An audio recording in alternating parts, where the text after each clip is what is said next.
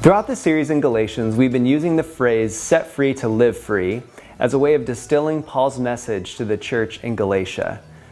But it's a little odd that Paul would use this idea in his letter to a group of Christ followers, right? After all, haven't they already been set free through their belief in Jesus? Well, we might think so, but in John chapter 10, Jesus not only says that anyone who comes through him will be saved, but that he came that we might have life abundantly. So yes, Jesus died to set us free, but living free is a process, and one that requires Jesus at its core. Now, I don't know about you, but the more time I spend with myself, the more aware I become of the things that keep me from living an abundant life. And sometimes we call these things chains, and we tend to think of chains in terms of sin and addiction, but chains can also be worry, fear, anger, doubt, or any number of other things we struggle with. But the thing is, we can't just snap our fingers and see these chains fall off.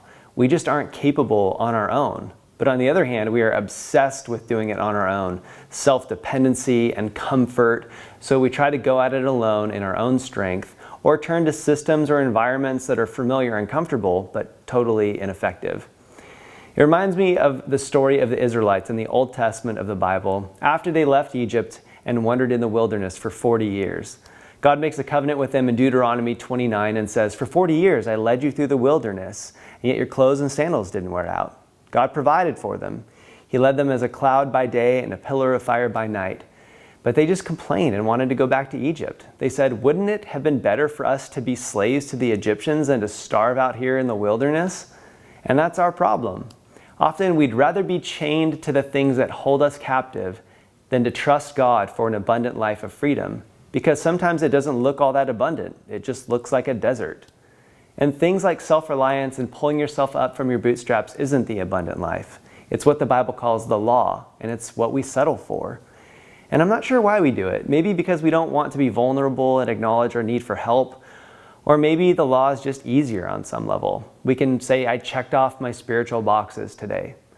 But Jesus isn't after behavior modification. He's not asking us to add more ands to our lives in order to appear more holy.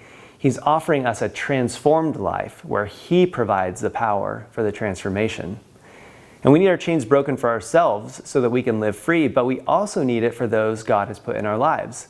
We've all been called to make disciples.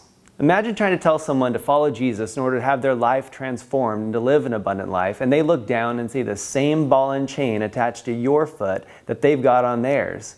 It might not be the same ball and chain, but it's still a ball and chain. We can't replace the chains of sin for the chains of the law. So what chains does the gospel need to break in your life? Are you allowing Jesus to do the work through time in the scriptures and in prayer, or are you trying to do it through your own power and old routines? And this week, let's not be a people who yearn for the slavery of Egypt, where at least it was comfortable.